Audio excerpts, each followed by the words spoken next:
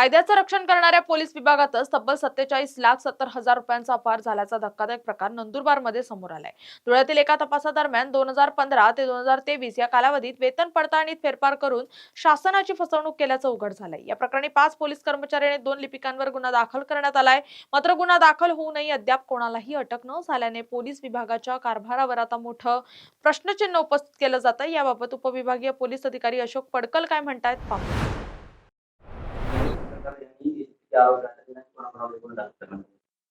नुकताच धुळे येथे अपराधी संदर्भात गुन्हा दाखल करण्यात आलेले संबंधित मनोज जगदीशगीर बुवा हे कनिष्ठ श्रेणी लिपिक वेतन पडताळणी हे आमच्याकडे नंदुरबार येथे 2015 ते 2023 पर्यंत नेमणुकीस होते कनिष्ठ श्रेणी लिपिक म्हणून.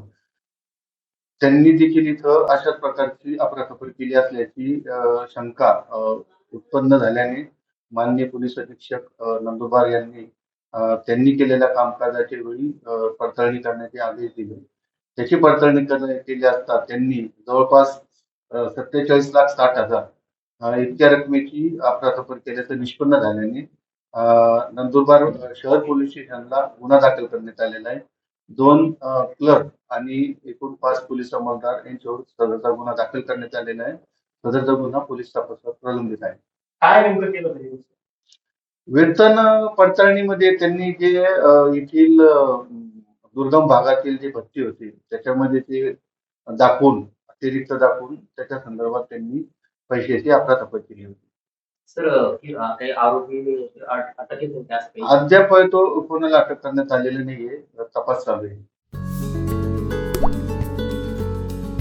आता जोकासू एसटीपी या अत्याधुनिक जॅपनीज तंत्रज्ञानाने सुसज्ज quick installation, energy efficient, noiseless blowers, low maintenance या आणि अशा वैशिष्ट्यांनी परिपूर्ण जोकासू एसटीपी तंत्रज्ञान प्रकल्प उभारणीपासून ते विक्री पश्चात समाधानकारक सेवा देणारी भारताबरोबरच परदेशात देखील प्रकल्पांची यशस्वी उभारणी करणारी company Deccan water treatment private limited.